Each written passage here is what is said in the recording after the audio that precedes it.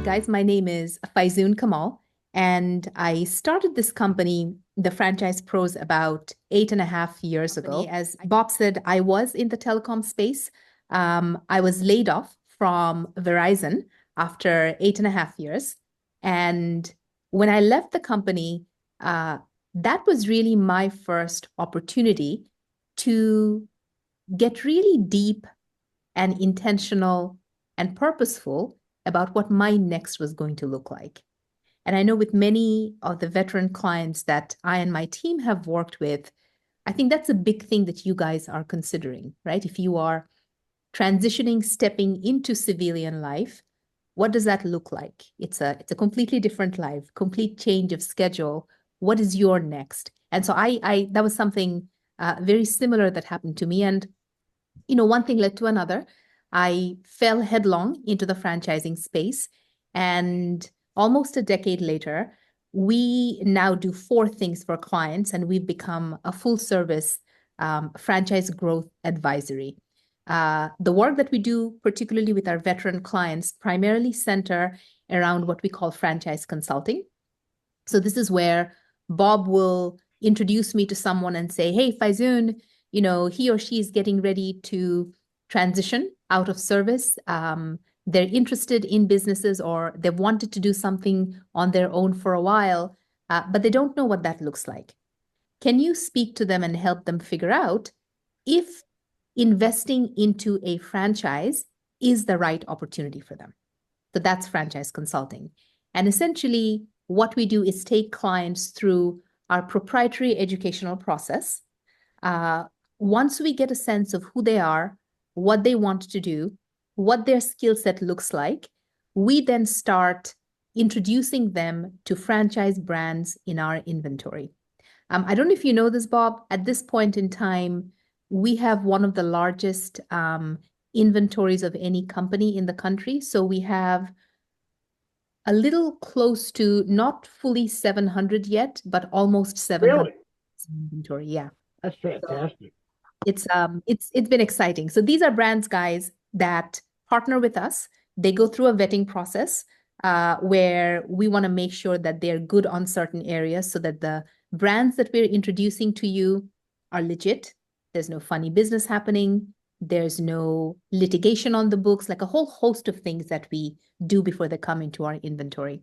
And from there, it really becomes working with each client individually, helping you figure out not just the right franchise for you to find based on your goals, your desires, etc., but also helping you figure out how are you going to fund the franchise? Because these, the investment runs the gamut.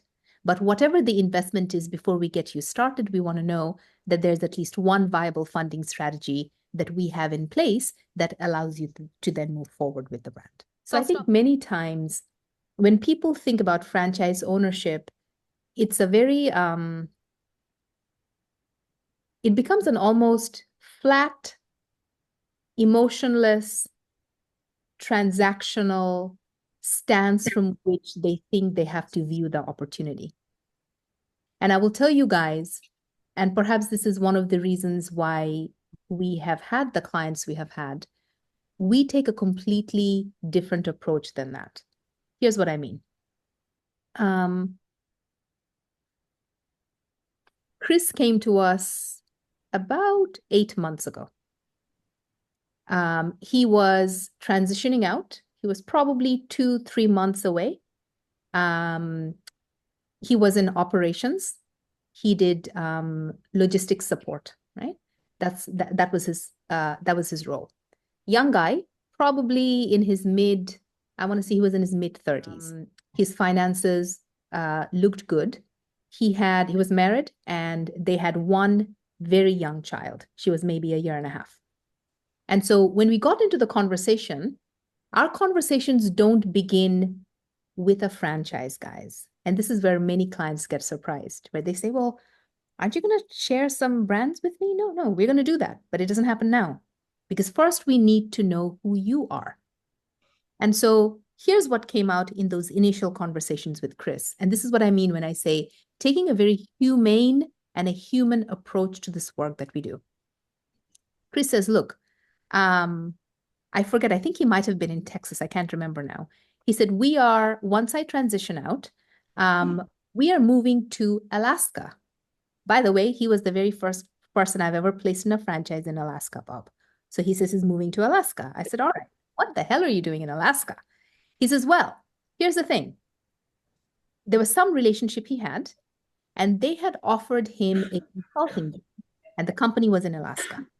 So he was going to be doing that. I said, all right.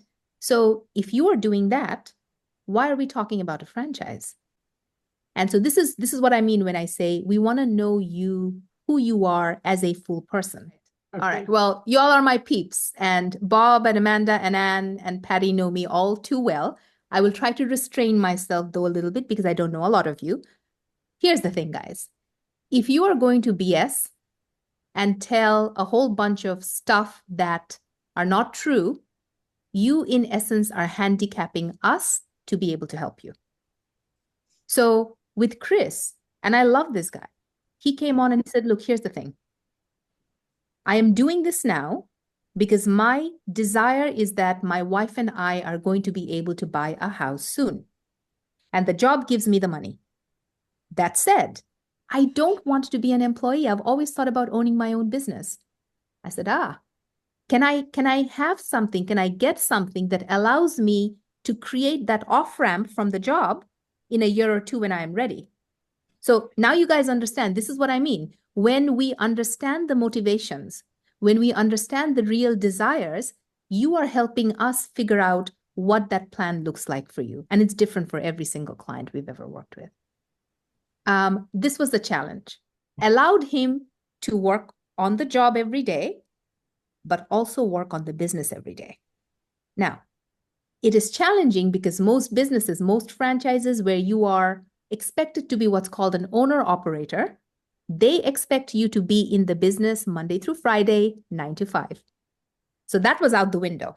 Now, if Chris had not shared that with me, we would have wasted time going down a wrong path. So back again, Bob, to being truthful and open about what it is you're trying to do. Fast forward, he essentially became a franchisee with a brand that sells holistic wellness products. This was the twist.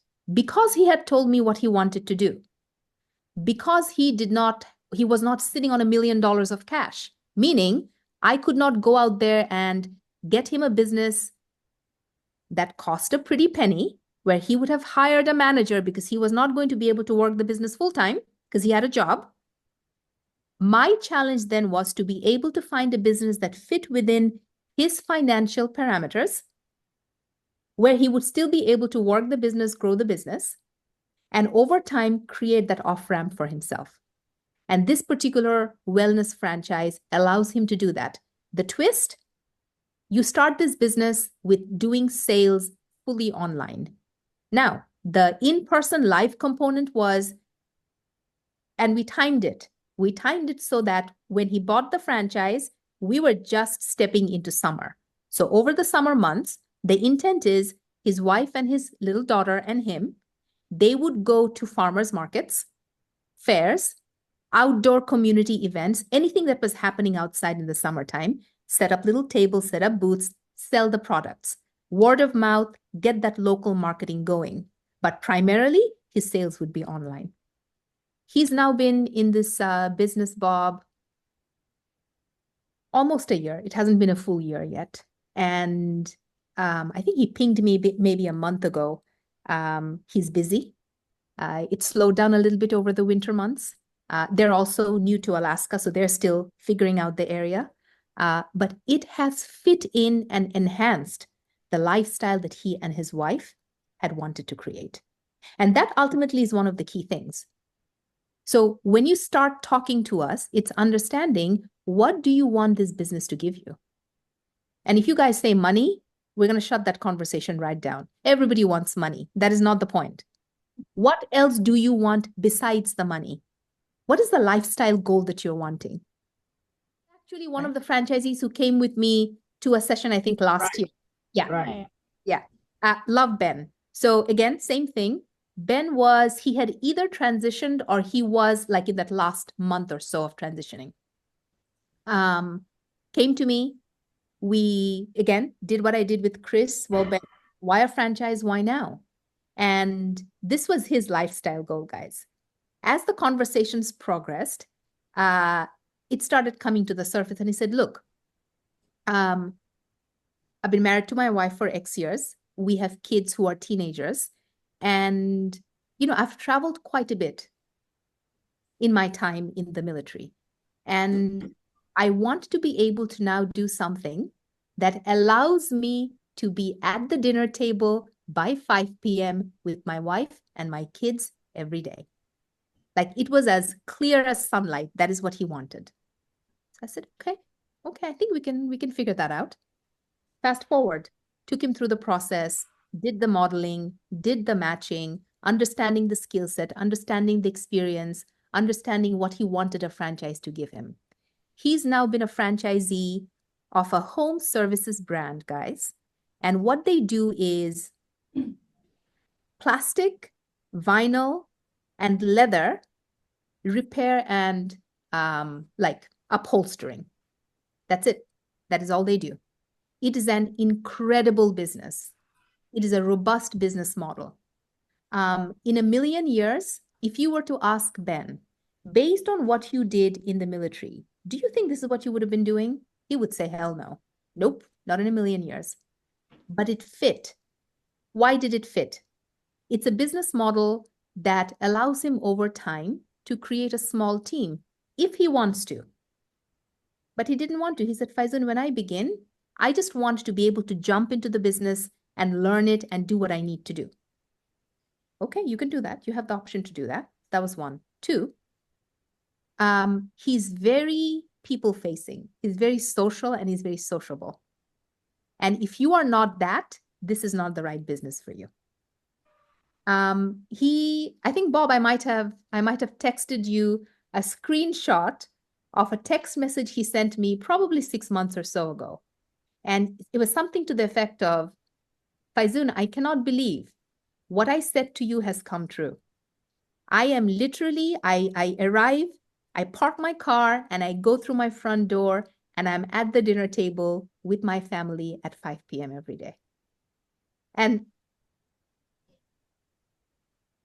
this is the biggest joy for me, guys, when clients are able to say that, because this is why we do what we do.